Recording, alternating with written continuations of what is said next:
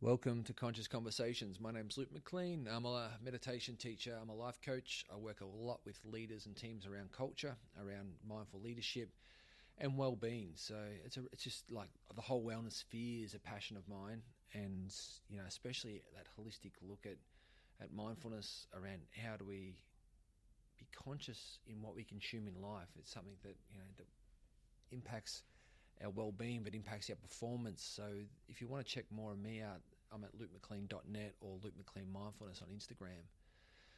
And the extension of my love of wellness, my love of meditation, mindfulness and leadership has been this podcast, which is called Conscious Conversations, where I get a chance to sit down with some awesome people, from meditation teachers to mindfulness experts to wellness gurus and leaders, and really look and talk to people who are living with intention, who are living authentic and purposeful lives, and sit down and really unpack their journey, their journey of authenticity, and what have been some of the skills and tools and things that they've taken with them on their journey to allow them to be successful and authentic, which I think is really important in life, that we can be successful financially or materialistically, but not necessarily spiritually or authentically.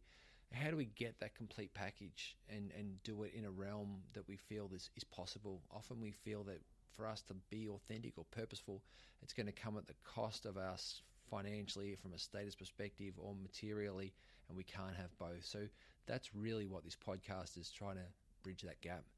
Today I catch up with Colleen Kuhn, who's an absolutely amazing, she's a plant-based nutritionist. I'm plant-based. I've been plant-based for 6 years. My family's plant-based. And if you want to learn more about not just being plant-based, but how to live with intention and authentically, this is the podcast for you. She's great. She talks to how she goes about working with clients to create shifts and changes in people's lives with plant-based nutrition as the foundation, but only as a part of all the parts of living holistically. And that's what she discusses in this podcast. So without further ado, it's my pleasure to introduce Colleen Kuhn to Conscious Conversations.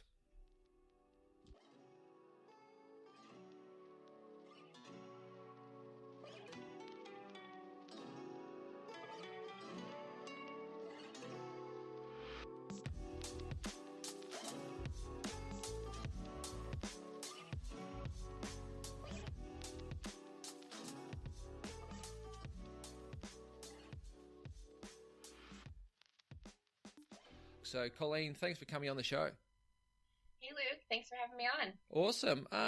Love to just start with, how your sort of journey into well-being, and especially into, plant-based nutrition, how did that sort of come about? It was actually a pretty intuitive approach that, it just kind of happened for me intuitively, specifically with plant-based nutrition. About 8 years ago, I just started having an aversion to meat, and it wasn't tasty to me anymore. I had to stop eating it. And at that time I had finished my undergrad in nutrition, and I was like, well, can I be vegan and can I be healthy? And that was really my journey of stepping into the plant-based diet. And turns out you can be very healthy on a vegan diet when it's done right. I don't know if you've seen the movie Game Changers. Yeah, I just watched that last week with my family, and yeah, it was amazing. Yeah, it's a pretty cool documentary that shows the benefits of a plant-based diet when done right. You can be very healthy, and even athletes can do it too. Yeah, and I'm just interested, Colleen, like how did that progression, when you sort of are a registered dietitian in the States, I'm not 100% sure how it works, like how much of the stuff that you learnt before going plant-based was around meat and dairy, and introducing those as part of what you learn as a dietitian? It was pretty meat and dairy heavy based. Yeah, because the American Dietetic Association does, for the most part, does promote animal products. They are saying that you can thrive on a plant-based diet now. They're moving more towards that direction. But when I went to school, it was USDA heavy, and we only had one alternative nutrition class, and out of all the schooling that I had, there was just one. Okay. Yeah, I noticed, I think it was last year, Canada have sort of, their food plate that they created, it's taken dairy off milk off as a part of that food plate, and also replace the word meat with just protein, which also had, tofu and legumes and stuff in that protein, and nuts as well, as not sort of saying that you just need meat, but you just need actually protein, and that can come in many ways. Yes, exactly. And then there's another plate here in the U.S. called the Harvard Healthy Eating Plate, and they took the dairy off, and then they took they made the protein optional for plant-based, and saying that it doesn't have to be meat. Yeah. As well. Perfect. So I'd love to know, Colleen, like, sort of what was your, apart from the aversion to meat, was that sort of is that still the main driving force for being plant-based, or have you had some other values in terms of ethical and environmental? Does that play a part now in sort of when you talk to, being plant-based, or is it still mostly in the science of wellness? It now definitely plays a role with the ethical and the environmental for me. In the beginning, it was more just an aversion, and then I followed that intuition. And the more I learned about the industries and how animals are treated, I was just appalled. And I was like, how did I not know this before? How was I not educated on this before? And now it's, there's the health, there's the environmental, and then there's the ethical for me right now.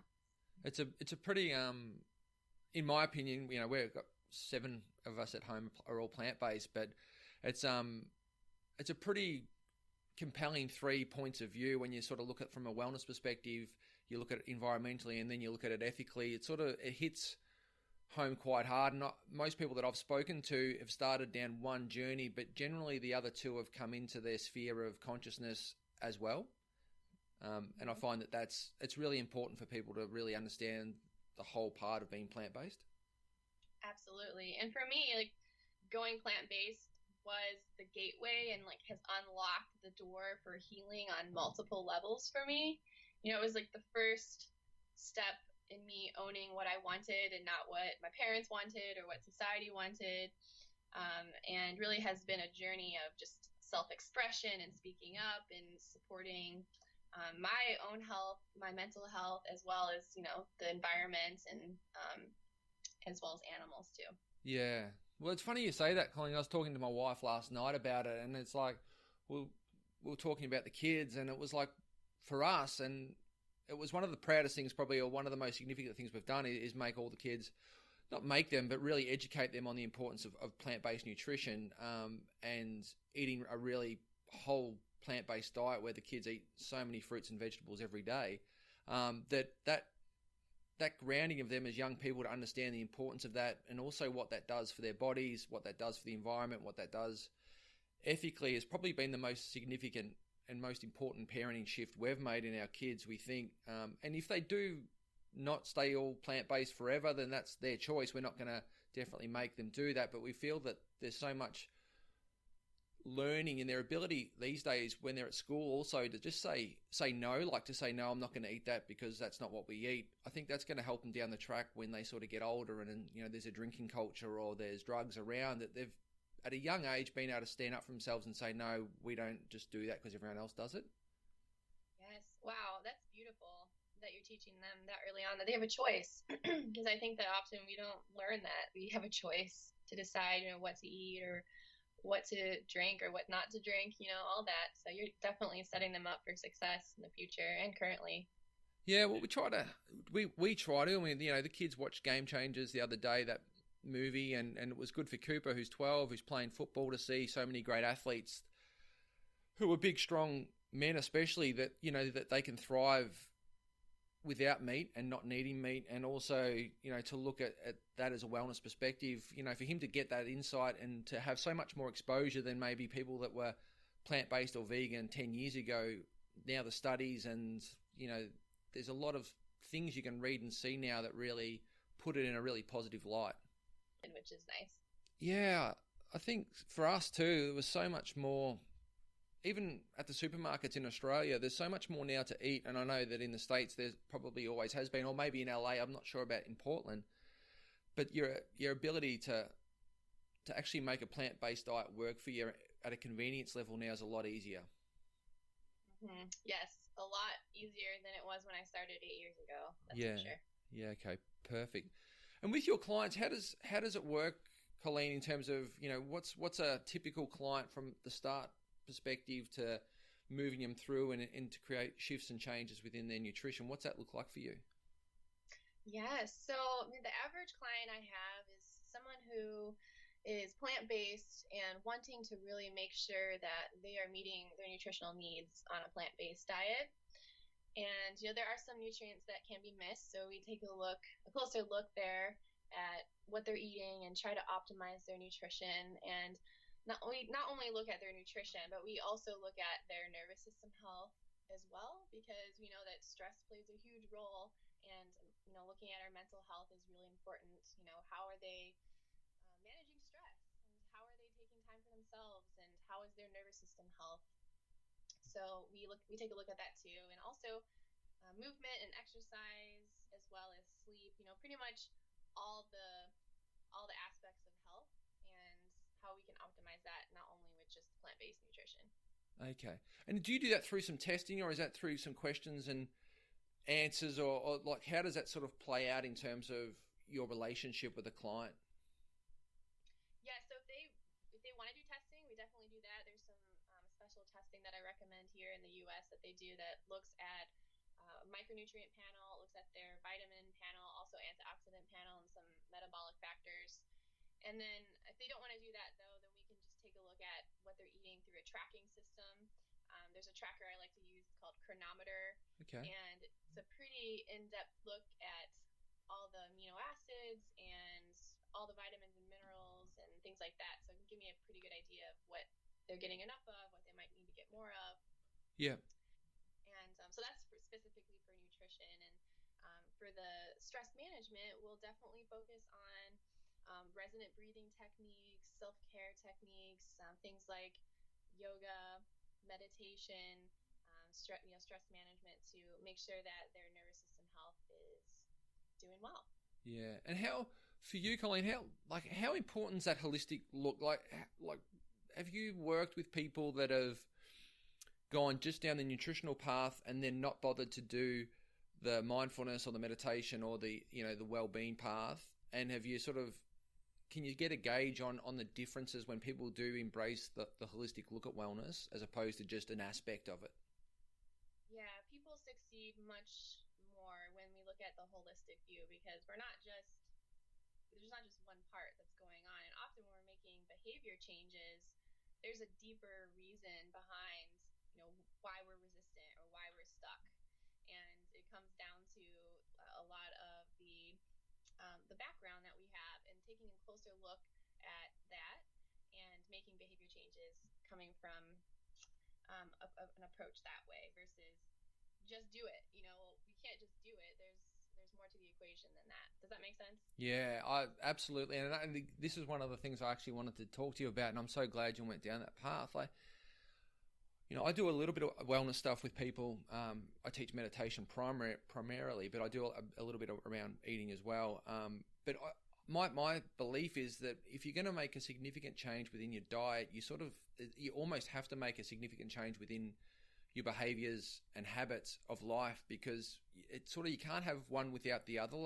So much of our eating is related to lifestyle, to our beliefs and how we've been brought up, because food is really legitimately everywhere that we are. So taking that really, I think what you're saying, that look at behaviors and habits and those as a holistic look that will influence eating rather than just eating alone or just food alone, is so important. Yeah, absolutely. Because, some of the patterns that can show up with food often show up in other places as well. So it's taking a look at the underneath, like why are we recreating these patterns, these behavior patterns, and not just food, but maybe other areas too. Yeah. And what are some of those patterns and behaviors that you see commonly, especially in modern life now that we're living at what I think is a really high speed and high reactional and high stress level? What are some of those common behaviors and habits that you actually see? Yeah, I would say the number one thing would be like emotional eating and stress eating, using food as a way to change the emotional state. And that's something that we really need to take a look at, because it's like, well, the reason why we're eating this way is because we want to change our emotional state. So how can we look at that,